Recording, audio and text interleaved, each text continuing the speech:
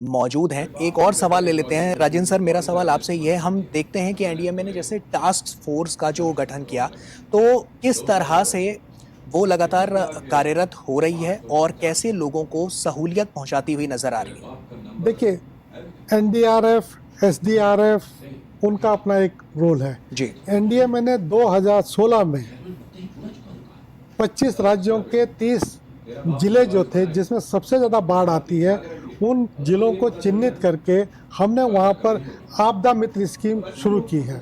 और हर जिले से हमने 200 वॉलंटियर्स, कम्युनिटी के लोगों को अपने साथ लिया है और उनको 12 दिन की हमने ट्रेनिंग दी है।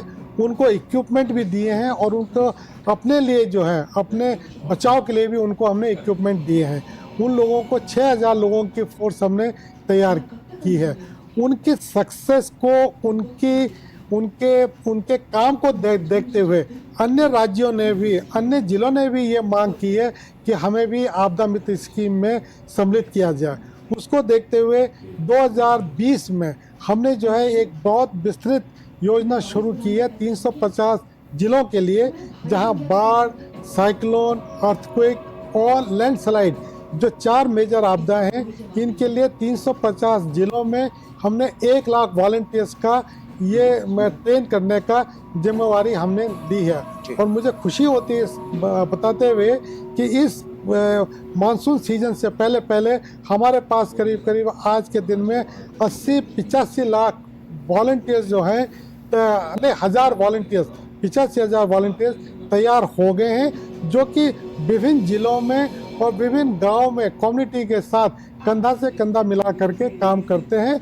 और जब बाढ़ और जब कोई आपदा नहीं आती है, उस समय वो गांव में जा करके गांव के लोगों को, माताओं को, बहनों को, बुजुर्गों को ये बताते हैं कि इस एरिया में किस तरह की आपदाएं आती हैं और उनको क्या इस समय, उस समय चौकसी बरतनी है ताकि वो आपदा का उनके ऊपर कोई असर ना हो। तो 1 लाख वॉलंटियर्स हमने जो है ये तैयार किए हैं, जो कि अगले सितंबर तक जो है ये हमें 1 लाख वॉलंटियर्स मिल जाएंगे। बिल्कुल, बहुत महत्वपूर्ण बातें सर आपने कही। और अब सुनीता मैम, आपका ही रुख करना चाहूँगा, क्योंकि हम जैसा कि देख रहे हैं लगातार जो स्थितियां हैं उसमें जो समुदायों का रोल बहुत अहम हो जाता है। ऐसे में जब बाढ़ आती है, समुदायों को बहुत ज़्यादा परेशानियों का सामना करना पड़ता है। क्या क्या सावधानियां हैं जो और ज़्यादा बरतने की ज़रूरत है उन समुदायों को जो इससे प्रभावित होती हैं?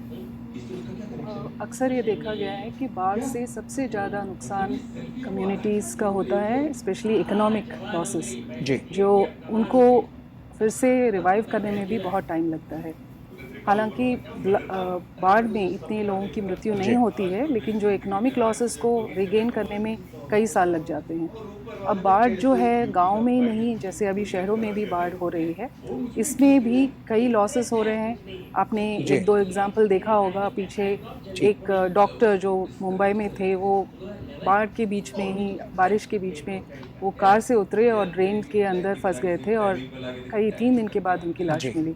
वैसे ही आप देखेंगे कि गाड़ी में 2 युवक जा रहे हैं, उनकी जो ऑटोमेटिक गाड़ी है वो कलवर्ट के नीचे पानी में रह के उनकी मृत्यु हो जाती है। तो ऐसी छोटी छोटी बातें जो किसी की जान भी ले सकती है, उसके लिए तैयारी बहुत ज़रूरी है कि उनको पता हो कि क्या करना चाहिए।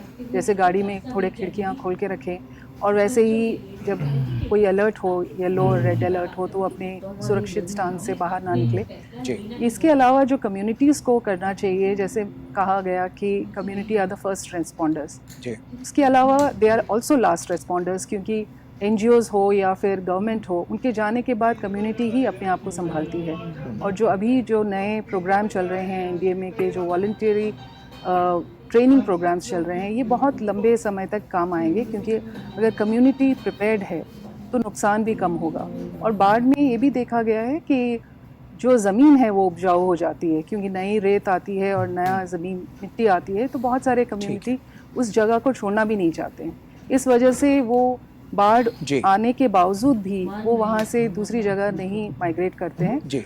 इसलिए उनको ये बहुत ज़रूरी समझ आना चाहिए कि जब भी बाढ़ हो उससे पहले ही तैयारी करें, कम से कम नुकसान हो, ताकि वो दोबारा वापस बाढ़ क्षेत्र में जाके अपना काम कर सके। बिल्कुल, बाढ़ की जो स्थिति है उससे पहले से अगर सावधानी बरती जाए तो कहीं ना कहीं उससे बचाव होना साफ तौर पर नजर भी आएगा। हेमलता जी, आपका रुख करना चाहूंगा, क्या मैसेज देना चाहती हैं आप देशवासियों को, क्योंकि बाढ़ से जो लगातार स्थितियां हैं, इस तरह से सुरक्षा उपायों को लेकर किस तरह के उपाय उनको करने चाहिए? जी, सबसे पहले तो जो गवर्नमेंट अथॉरिटीज़ हैं, आप उनके जो भी माध्यम है, मीडियम ऑफ मीन्स मैसेज है, उससे आप रूबरू रहिए। एनडीआरएफ है, एनडीएमए है, जो भी आपको सलाह टाइम टू टाइम दे रहे हैं, जो वॉलंटियर्स हैं, जो आपको टाइम टू टाइम बता रहे हैं, उनको आप फॉलो कीजिए और आप अलर्ट रहिए कि जो भी फोरकास्ट आ रही है आपके पास, आप उससे टाइम टू टाइम देखते रहिए, क्योंकि ऐसी कोई अगर विपदा आती है तो हमारी जो फोरकास्टिंग है वो हम 2-2 घंटे में जारी करना शुरू कर देते हैं। जी, मनोज सर, आपका मैसेज? जैसे बाकी पैनलिस्ट सभी ने बताया, पूरी तैयारी होनी चाहिए और जब इस तरह के बाढ़ या कोई और दुर्घटना आती है उसके बारे में समुची अगर जानकारी आपके पास है तो बहुत अच्छे से बचाया जा सकता है। इसका बहुत एक अच्छा उदाहरण है कि जब साइक्लोन पहले आते थे उसमें हमारे बहुत सारे जो है दुर्घटनाएं होती थी और जाने जाती थी, लेकिन एक ऐसा कैंपेन एक कोस्टल एरिया में चला जहाँ जहाँ साइक्लोन आते हैं वहाँ पर अभी जो है और प्रिपरेशन भी इतनी हो गई है कि कम्युनिटी अवेयर है, गवर्नमेंट है, गवर्नमेंट एलिमेंट है और रिस्पॉन्डिंग एजेंसी, फोरकास्टिंग, सभी का एक समन्वय से ऐसी हालत हो गई है कि बहुत कम जाने वहाँ पे जाती हैं। वो भी इसलिए जाती हैं कि कुछ लोग जिनको चेतावनी के बावजूद भी अपनी जगह नहीं छोड़ते हैं, तो इसलिए वो कभी कभी दुर्घटनाएं हो जाती हैं। तो आप अगर अवेयर हैं और आपको पूरी नॉलेज है और कैसे आपको अपने को बचा सकते हैं और कैसे आप इमरजेंसी के टाइम में इमरजेंसी जो फोर्सेज हैं या रिस्पॉन्डिंग एजेंसीज हैं, एनडीआरएफ है, एसडीआरएफ है या लोकल पुलिस है या कम्युनिटी के वॉलंटियर्स हैं, तो उनके आप मदद के लिए बुला सकते हैं और आपको बचाएंगे। तो सुना आपने कि जो साफ तौर पर बड़ा मैसेज यहाँ पर दिया गया है और ये मैसेज काफ़ी महत्वपूर्ण हो जाता है, क्योंकि जब बात जानमाल की हो और नुकसान की हो तो वहाँ पर पहले से अगर आप सचेत रहेंगे, सावधान रहेंगे, तो कहीं ना कहीं आने वाले समय के लिए आप पहले से और ज़्यादा मजबूत और ज़्यादा सशक्त होते हुए नजर आएंगे। आपदा के जो